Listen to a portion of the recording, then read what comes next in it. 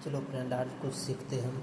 दूरी किसे कहते हैं? किसी भी खास समय में चले गए पथ की कुल लंबाई को दूरी कहते हैं। दूरी एक अदिश राशि होती है। दूरी का मात्रक मीटर होता है। विस्थापन किसे कहते हैं? न्यूनतम दूरी को विस्थापन कहते हैं। विस्थापन एक सदिश राशि होता है। विस्थापन का मात्रक मीटर होता है।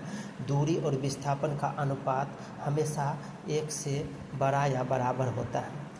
उसके बाद अंतर हम जानते हैं। दूरी और विस्थापन में अंतर क्या होता है? दूरी और विस्थापन में अंतर होता है, दूरी में केवल परिमाण होता है, व्यक्त करते हैं, जबकि विस्थापन में परिमाण और दिशा दोनों के द्वारा व्यक्त करते हैं। दूरी सदैव धनात्मक या शून्य होता है, जबकि विस्थापन धनात्मक, ऋणात्मक तथा शून्य भी हो सकता है।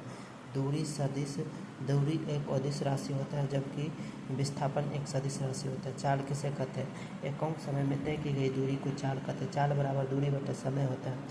चाल का ऐसा मात्रक मीटर प्रति सेकंड होता है। चाल एक अदिश राशि होता है। जैसे कि न्यूटन की गति के प्रथम नियम के बारे में v बराबर u प्लस AT, जो कि प्रथम नियम बताता है, वेग और समय को बताता है। प्रथम नियम वेग और समय को बताता है। द्वितीय नियम s बराबर ut plus half AT square, जो विस्थापन और समय को बताता है।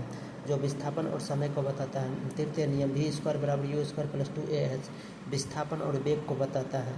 v स्क्वायर बराबर u square plus 2as।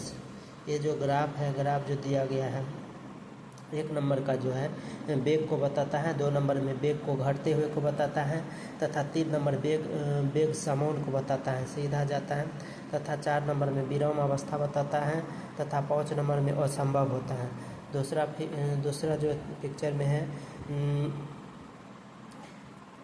1 number में त्वरण बढ़ रहा है, 2 नंबर में त्वरण घट रहा है, 3 नंबर में एक समान त्वरण है, 4 नंबर में एक समान वेग है, 5 नंबर में असंभव है। Okay friend, bye.